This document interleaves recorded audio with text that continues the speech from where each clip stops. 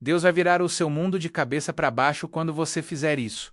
O poder transformador da rendição total existe momento decisivo na vida de cada pessoa em que tudo pode mudar radicalmente. Não é através do esforço desesperado, da luta constante ou da tentativa de controlar cada detalhe da existência. A verdadeira transformação acontece quando você finalmente compreende e pratica algo que vai contra toda a lógica humana.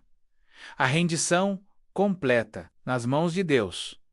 Vivemos em uma sociedade que nos ensina desde cedo a sermos autossuficientes, a lutarmos por nossos objetivos sem depender de ninguém, a sermos os arquitetos do nosso próprio destino. E, embora haja valor no trabalho árduo e na determinação, existe um limite para o que a força humana pode alcançar. Quantas vezes você já se viu esgotado, batalhando contra situações que parecem impossíveis de resolver? Quantas noites perdeu o sono tentando encontrar soluções para problemas que parecem não ter fim? A Bíblia nos revela um princípio revolucionário que desafia toda essa mentalidade de autossuficiência. Em Provérbios 3, 5-6, encontramos estas palavras poderosas: confie no Senhor de todo o seu coração e não se apoie em seu próprio entendimento. Reconheça o Senhor em todos os seus caminhos e Ele endireitará as suas veredas. Este não é apenas um versículo bonito para decorar ou postar nas redes sociais. É uma chave que pode abrir portas que você nem sabia que existiam. Quando falamos em rendição, muitas pessoas confundem com passividade ou desistência. Pensam que render-se a Deus significa cruzar os braços e não fazer nada, esperando que tudo caia do céu magicamente. Mas a verdadeira rendição é algo completamente diferente e infinitamente mais poderoso. Render-se a Deus significa reconhecer suas limitações humanas enquanto se conecta a um poder ilimitado. É trocar sua força pela força dele, a sua sabedoria pela sabedoria dele, os seus planos pelos planos dele. Pense em um rio que tenta fluir montanha acima. Por mais que se esforce, vai contra a natureza e desperdiça toda a sua energia sem chegar a lugar algum. Mas quando esse mesmo rio se rende à gravidade e flui para onde deve fluir, torna-se uma força imparável que pode esculpir montanhas ao longo do tempo. Da mesma forma, quando você para de lutar contra o fluxo divino e se rende aos propósitos de Deus, sua vida ganha um poder e uma direção que jamais poderia ter por conta própria. A história está repleta de exemplos de pessoas que experimentaram essa transformação radical. José, por exemplo, foi vendido como escravo pelos próprios irmãos, falsamente acusado e jogado na prisão. Em vez de se revoltar contra Deus ou cair em desespero, ele se rendeu aos planos divinos, mesmo sem compreendê-los completamente. E foi justamente essa rendição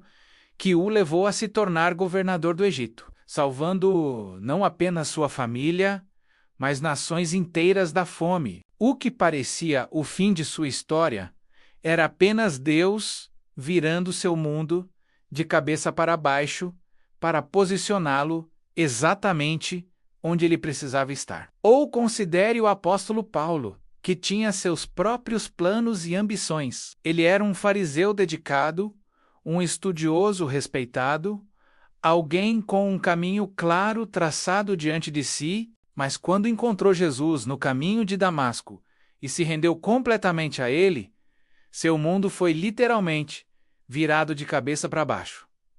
Tudo o que ele valorizava perdeu o valor. Tudo o que planejava foi descartado. E no lugar, Deus lhe deu uma missão que transformaria a história da humanidade para sempre. Paulo passou de perseguidor a pregador, de inimigo da igreja a seu maior defensor. E seus escritos continuam transformando vidas 2000 anos depois. Mas você não precisa ser uma figura bíblica para experimentar essa transformação. Ela está disponível para você agora, hoje, neste exato momento. A questão é: você está disposto a fazer o que é necessário? Está preparado para soltar o controle que pensa ter sobre sua vida e confiar que Deus tem algo infinitamente melhor planejado para você? A rendição começa com honestidade brutal consigo mesmo e com Deus.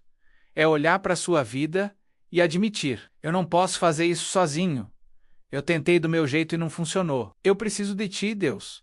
Não há vergonha nisso. Na verdade, este é o momento mais corajoso da sua vida, porque requer uma humildade que a maioria das pessoas nunca desenvolve. É muito mais fácil continuar fingindo que está tudo sob controle, que você tem todas as respostas, que basta um pouco mais de esforço e tudo se resolverá. Quando você finalmente se rende, algo sobrenatural começa a acontecer. É como se as mãos de Deus, que estavam esperando pacientemente por permissão para agir, finalmente pudessem começar a trabalhar em seu favor. As cadeias que você mesmo criou ao tentar controlar tudo começam a se quebrar. Os fardos impossíveis que você carregava começam a ser levantados. E você começa a experimentar uma paz que não faz sentido.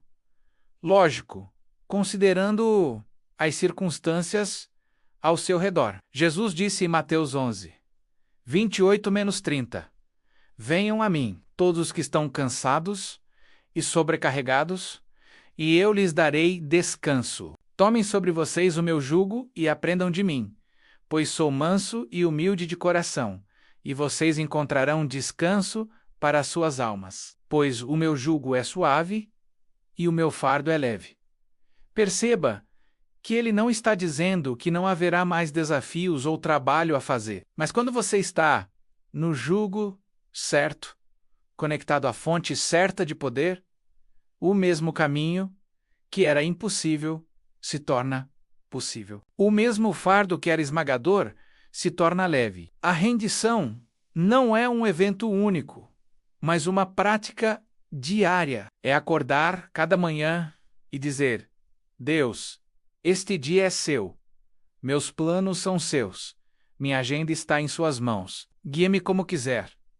É durante o dia, quando surgem problemas ou decisões difíceis, pausar e perguntar: o que tu queres que eu faça aqui? É à noite, ao deitar, entregar todos os resultados, todas as preocupações, todos os ous.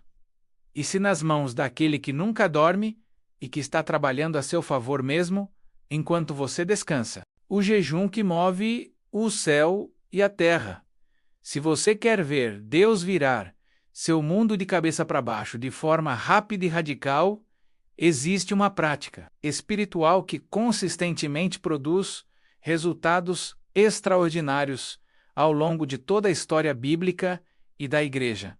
O jejum acompanhado de oração intensa. Não estamos falando de uma simples dieta ou de pular refeições por razões de saúde. Estamos falando de uma arma espiritual poderosa que pode quebrar cadeias, abrir portas, trazer revelação e mover a mão de Deus de maneiras que nenhuma outra prática consegue. O jejum é mencionado repetidamente nas Escrituras como uma ferramenta para momentos críticos, situações impossíveis e quando se precisa de um toque especial de Deus. Moisés jejuou 40 dias no Monte Sinai e desceu com os 10 mandamentos, e o rosto brilhando da glória de Deus.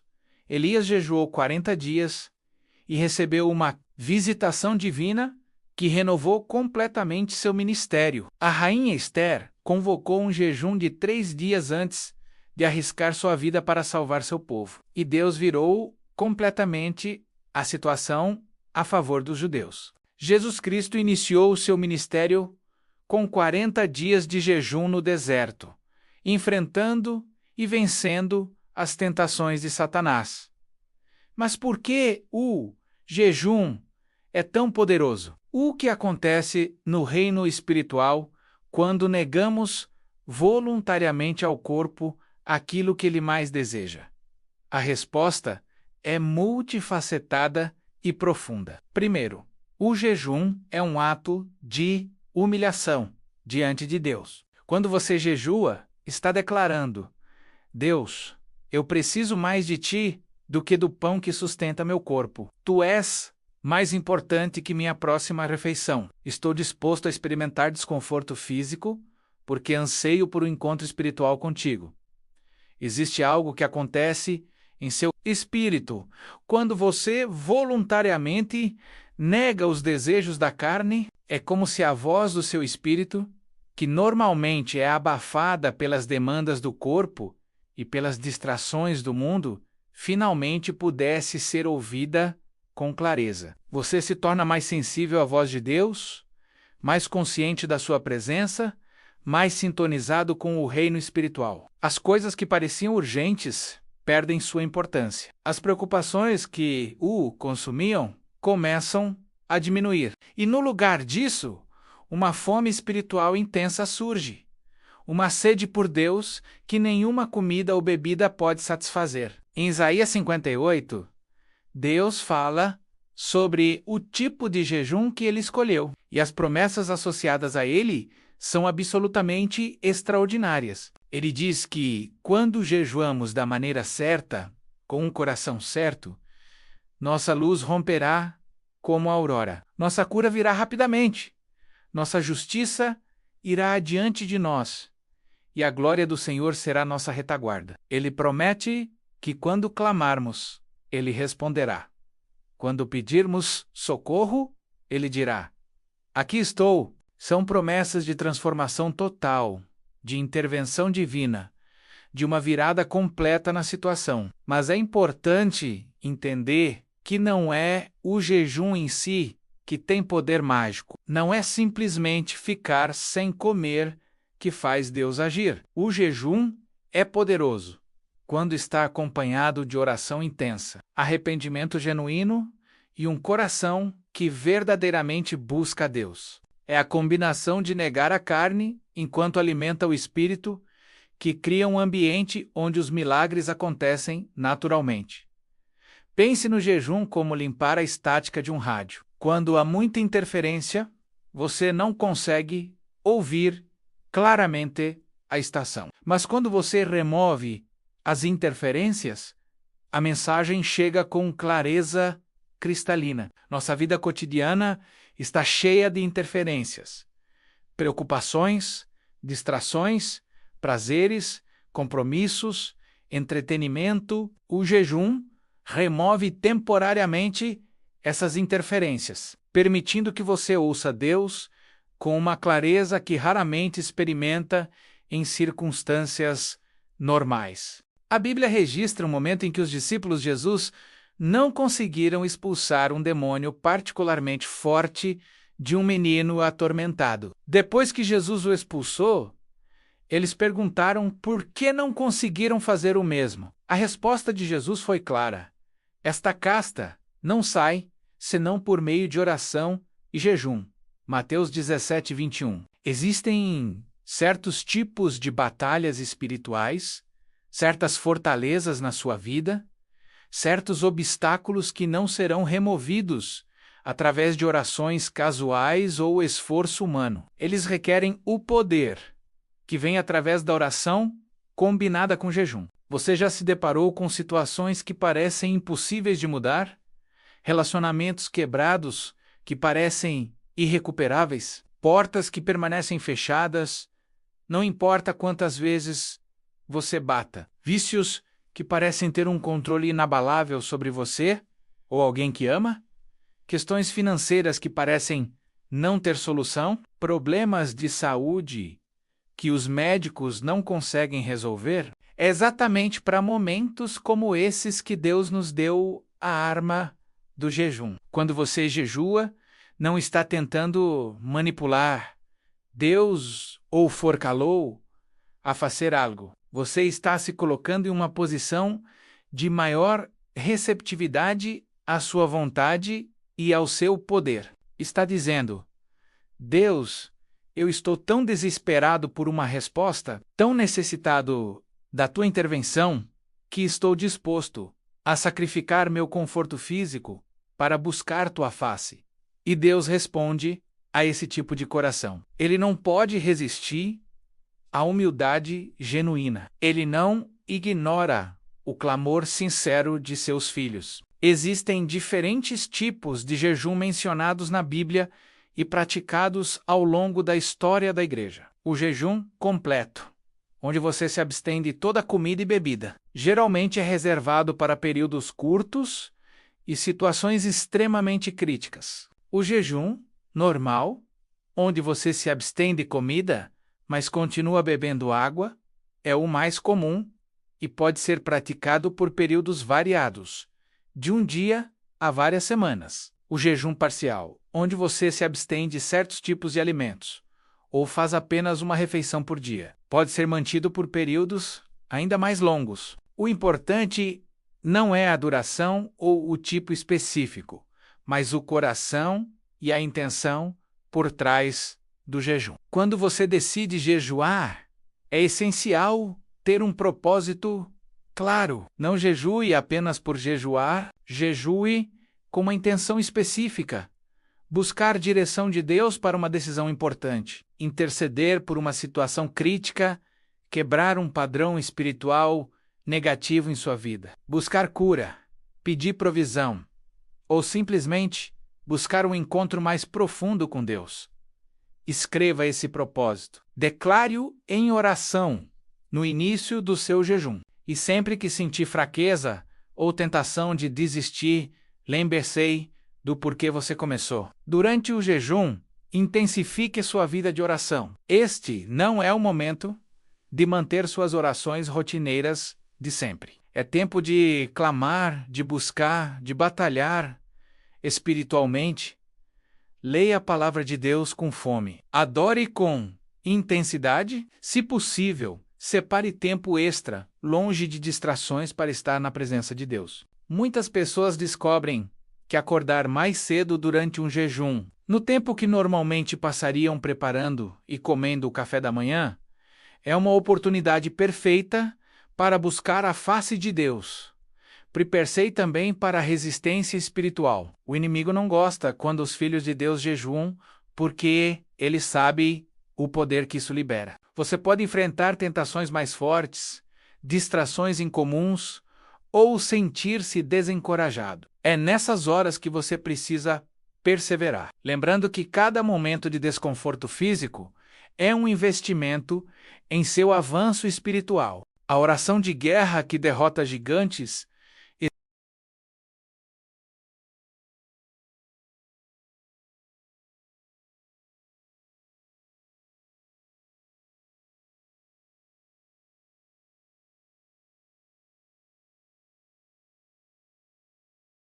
Mas quando você compreende a natureza da batalha espiritual e aprende a orar com autoridade, fé e intensidade, é quando Deus começa a virar seu mundo de cabeça para baixo, derrubando obstáculos que pareciam inamovíveis. A Bíblia é clara ao afirmar que estamos em uma guerra. Efésios 6:12 declara: pois a nossa luta não é contra carne e sangue, mas contra os principados, contra as potestades, contra os dominadores deste mundo tenebroso, contra as forças espirituais do mal nas regiões celestiais. Os problemas que você enfrenta não são apenas circunstanciais ou coincidentes. Por trás de muitos dos obstáculos, fracassos repetidos, portas fechadas e ciclos negativos em sua vida, existe uma dimensão espiritual que precisa ser confrontada através da oração de guerra. Quando Davi enfrentou Golias, ele não disse uma oração tímida, pedindo educadamente que Deus, talvez, se não fosse muito incômodo, ajudasse um pouquinho. Não!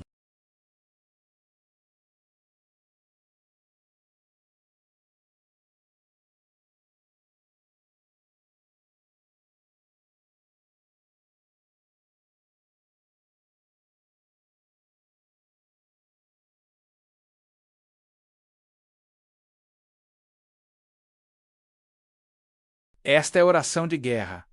Declarações ousadas de fé, confronto direto do inimigo, Confiança absoluta na vitória, porque você conhece em quem está confiando.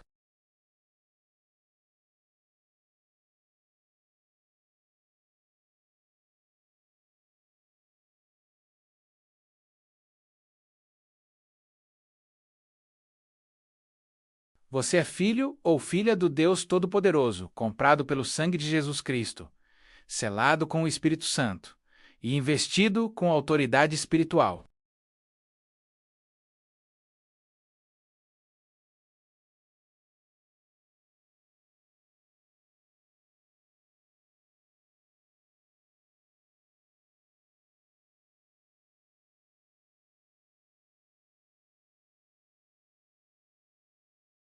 Muitas pessoas oram como mendigos, como se não tivessem direito algum de estar na presença de Deus ou de pedir qualquer coisa, mas a Bíblia nos ensina a nos aproximarmos do trono da graça com confiança. Hebreus 4:16.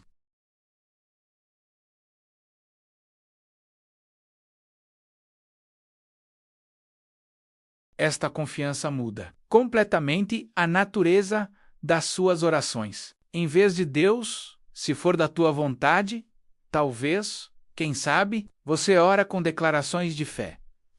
Pai, em nome de Jesus, eu reclamo tua promessa sobre esta situação. Eu decreto e declaro que a oração de guerra envolve decretar a palavra de Deus sobre suas circunstâncias. As promessas de Deus não são apenas palavras bonitas para ler e refletir. São armas espirituais poderosas. Quando você declara em voz alta as promessas de Deus sobre sua vida, você está liberando poder no reino espiritual. Você está lembrando a si mesmo, aos anjos, aos demônios e a todas as forças espirituais sobre quem é o seu Deus e o que ele prometeu fazer por você.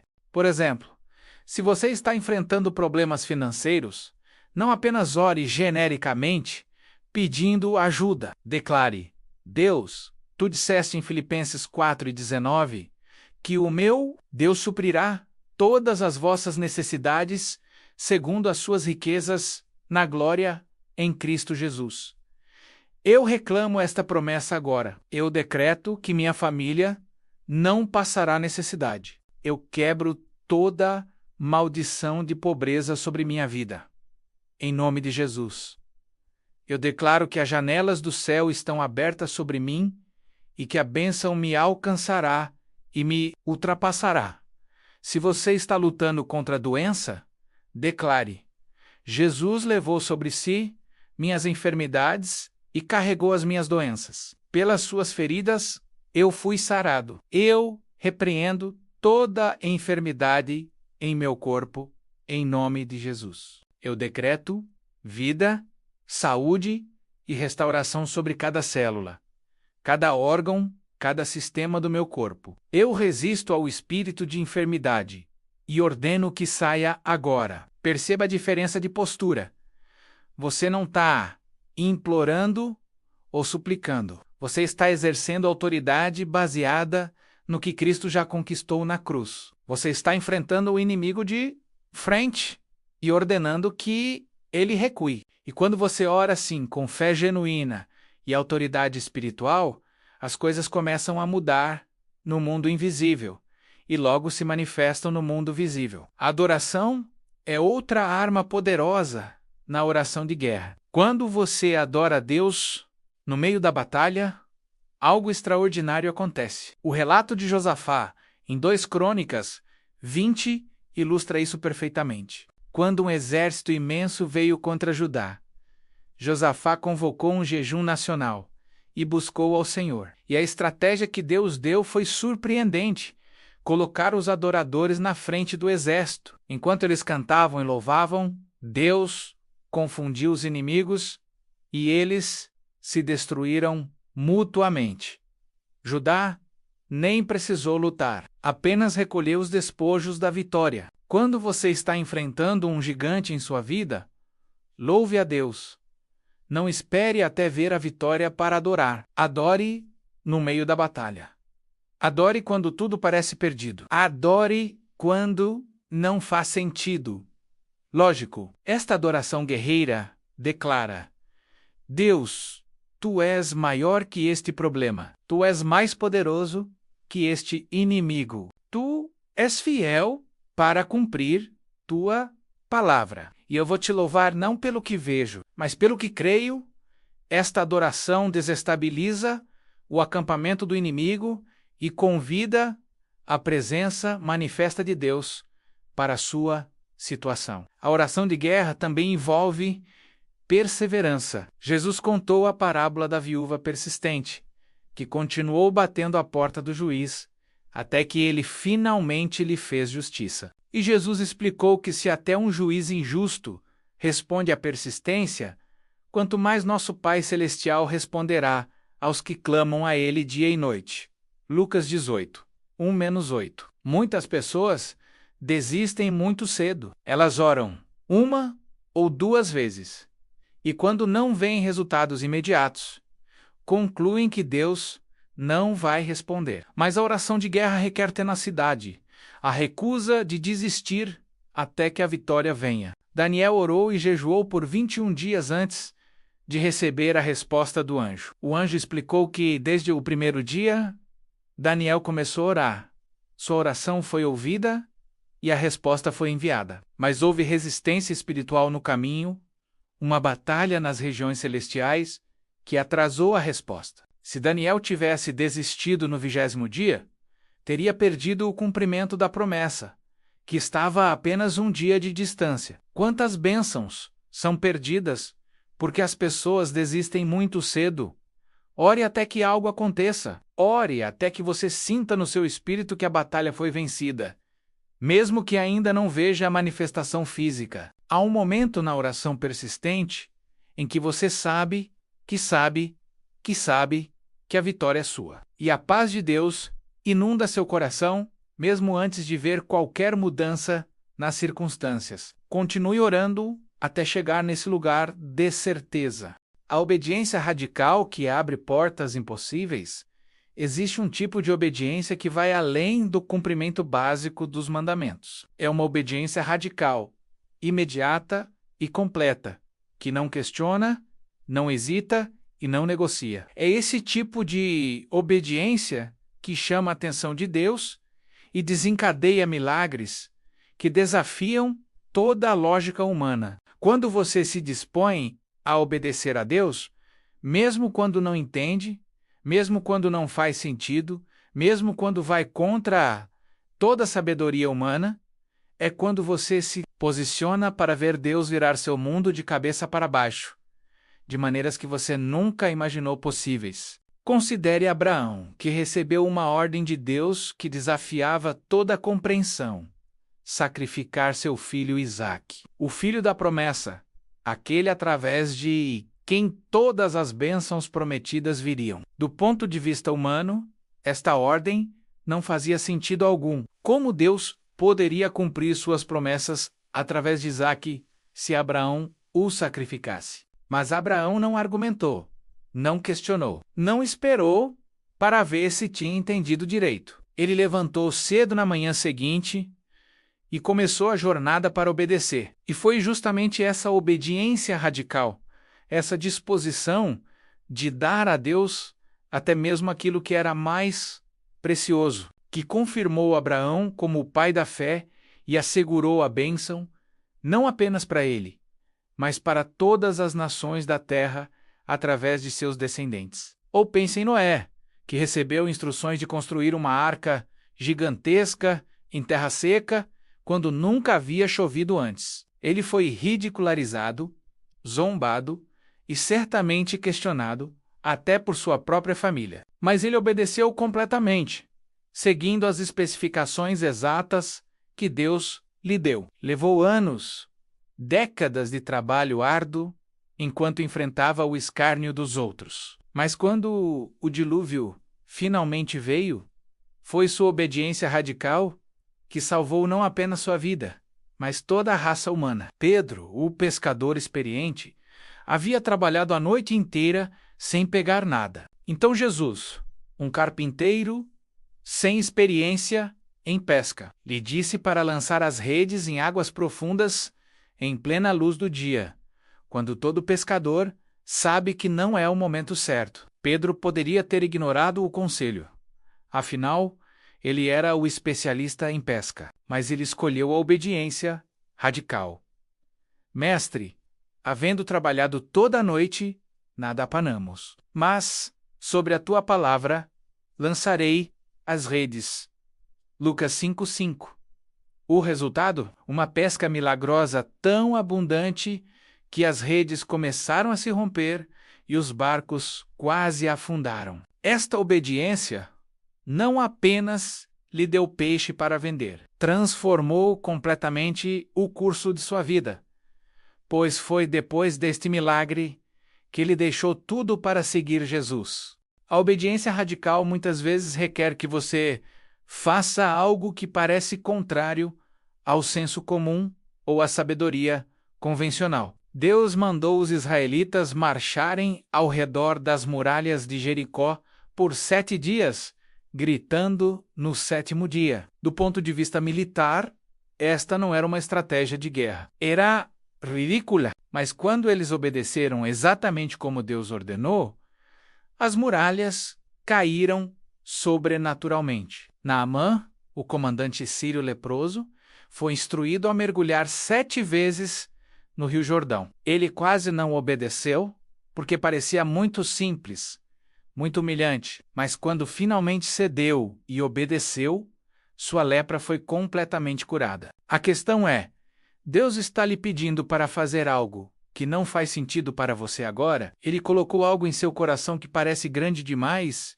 arriscado demais, contrário demais à lógica? Talvez seja perdoar alguém que te machucou profundamente. Talvez seja semear financeiramente quando você mal tem o suficiente para as próprias necessidades. Talvez seja deixar um emprego seguro para seguir um chamado. Talvez seja confrontar uma situação que você tem evitado. Talvez seja reconciliar um relacionamento. Talvez seja começar algo novo que parece impossível com seus recursos atuais. A obediência radical não espera ter todos os recursos necessários antes de começar. Não espera até entender completamente todos os detalhes do plano de Deus.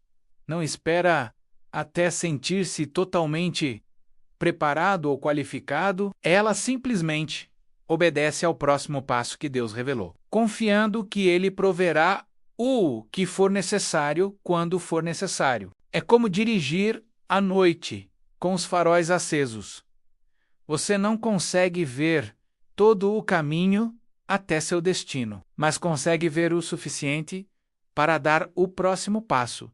E é tudo o que você precisa. A história de George Muller exemplifica perfeitamente este princípio. Ele sentiu o chamado de Deus para cuidar de órfãos na Inglaterra do século XIX, mas fez um voto radical de nunca pedir dinheiro a ninguém, apenas a Deus.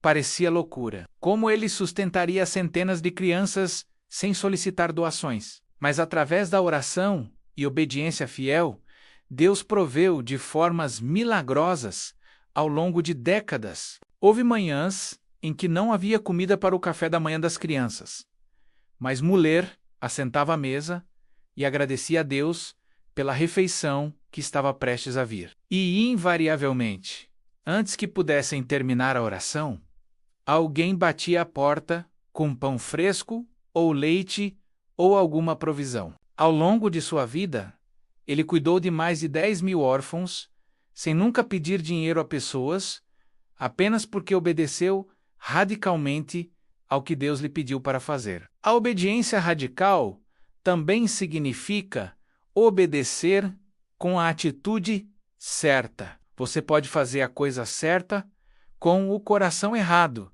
e isso limita o que Deus pode fazer através da sua obediência. Quando Deus pede algo de você, Ele não está apenas interessado na ação externa.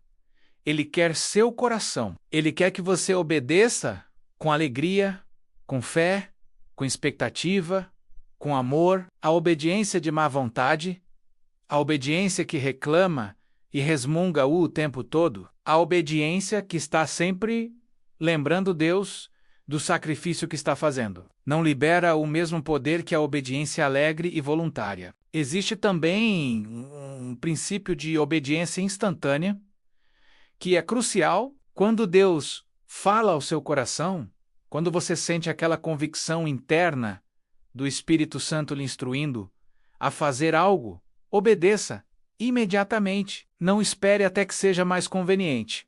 Não procrastine até que se sinta mais preparado. A obediência adiada é desobediência disfarçada. Cada vez que você adia a obediência, você enfraquece sua sensibilidade à voz de Deus e torna mais fácil racionalizar e, eventualmente, ignorar completamente suas instruções. Samuel disse a Saul: "Eis que o obedecer é melhor do que o sacrificar, e o atender melhor é do que a gordura de carneiros."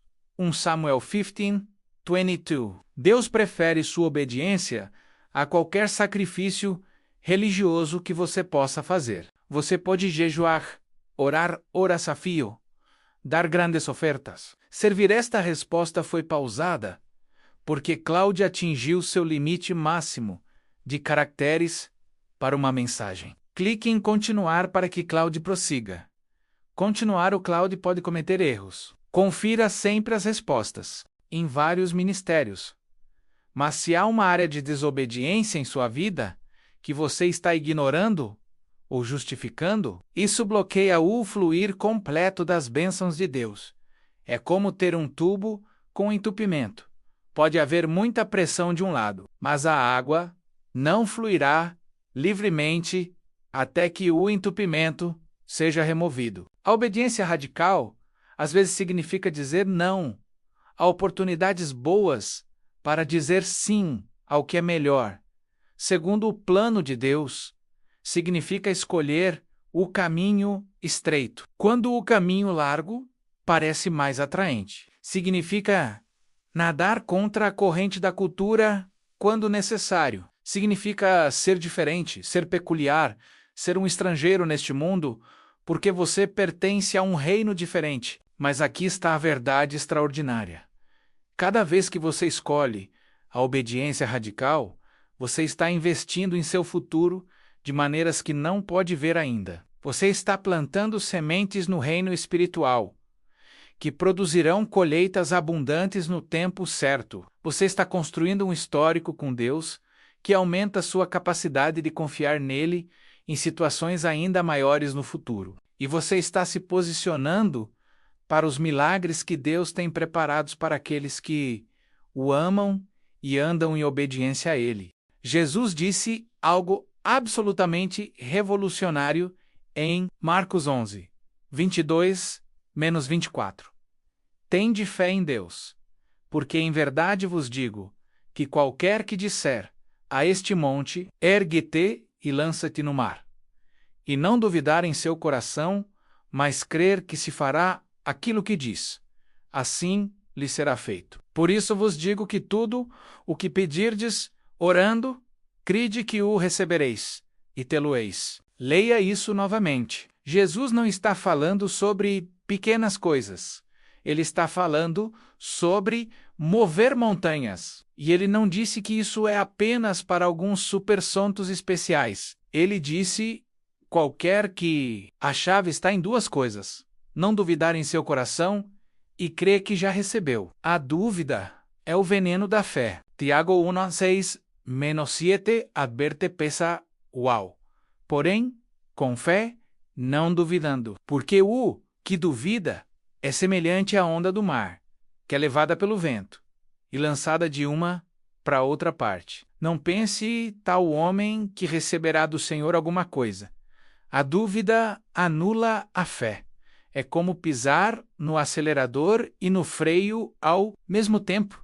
Você não vai a lugar algum. Mas como você desenvolve esse tipo de fé? Primeiro, fé vem pelo ouvir a palavra de Deus, Romanos 10:17. Quanto mais você mergulha nas Escrituras, quanto mais você medita nas promessas de Deus, quanto mais você declara essas promessas sobre sua vida, mais sua fé cresce. Não é um processo instantâneo, é progressivo. É como um músculo que se fortalece com exercício consistente. Segundo, fé cresce através da prática. Cada vez que você dá um passo de fé e vê Deus agir, sua capacidade de confiar nele em situações maiores aumenta. Comece onde você está. Talvez você não esteja pronto para crer pela ressurreição de mortos ainda, mas pode crer por provisão para uma necessidade específica. Pode crer pela cura de uma dor de cabeça. Pode crer pela sabedoria para uma decisão. À medida que você vê Deus ser fiel nas coisas menores, sua fé se expande para as coisas maiores. Terceiro, fé é alimentada pelo testemunho. Quando você ouve histórias de como Deus agiu na vida de outros, quando você vê milagres acontecerem, quando você testemunha respostas de oração, sua fé é estimulada. É por isso que é tão importante congregar com outros crentes, ouvir testemunhos e compartilhar suas próprias histórias de vitória. Cada testemunho é combustível para a fé de alguém. Existe também uma conexão profunda entre fé e confissão. Romanos 10:10 diz: com o coração se crê para a justiça, e com a boca se faz confissão para a salvação. O que você declara com sua boca é extremamente importante. Se você está constantemente falando derrota, fracasso, impossibilidade, você está alimentando dúvida e medo. Mas quando você alinha sua confissão com a palavra de Deus, quando você declara vitória, mesmo no meio da batalha, quando você fala vida mesmo diante da morte, você está ativando sua fé e liberando poder criativo. Provérbios 18:21 afirma: a morte e a vida estão no poder da língua. Suas palavras têm poder. Elas podem construir ou destruir, podem trazer vida ou morte, podem abrir portas ou fechá-las. Por isso é crucial que você guarde sua boca, que você seja intencional sobre o que declara. Pare de concordar com o inimigo, falando sobre como sua situação é impossível, como você nunca vai conseguir, como as coisas nunca vão mudar. Em vez disso, comece a decretar a palavra de Deus, a declarar as promessas dele, a falar como se a vitória já fosse sua menos. Porque na dimensão espiritual, através da fé, ela já é. A fé também requer ação correspondente. Tiago 2:17 diz claramente: a fé, se não tiver obras, é morta em si mesma.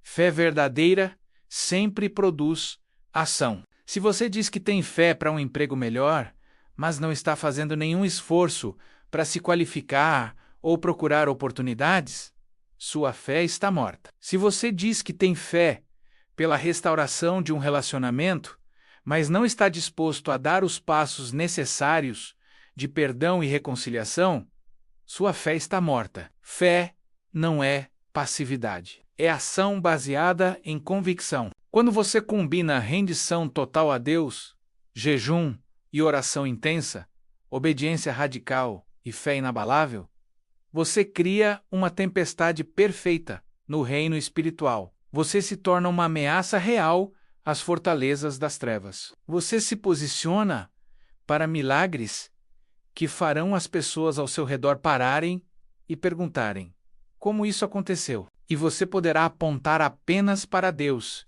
e dizer: foi Ele, eu apenas confiei. Obedece e serei. Este é o momento de tomar uma decisão. Você vai continuar vivendo uma vida cristã medíocre, fazendo as mesmas coisas, obtendo os mesmos resultados? Ou você está pronto para ver Deus virar seu mundo de cabeça para baixo? Está pronto para experimentar o sobrenatural, quebrando o natural? Está pronto para ver gigantes caírem, montanhas se moverem, mares se abrirem e impossíveis se tornarem realidade? O convite está diante de você. Deus está esperando. Ele está pronto para agir. A pergunta é: você está pronto para fazer o que é necessário? Está pronto para render-se completamente, recuar sinceramente, orar com autoridade, obedecer radicalmente e crer ousadamente? Se a resposta for sim, prepare-se, porque quando Deus começa a mover nada, permaneça igual. Seu mundo será virado de cabeça para baixo da maneira mais gloriosa possível, e você nunca mais será o mesmo.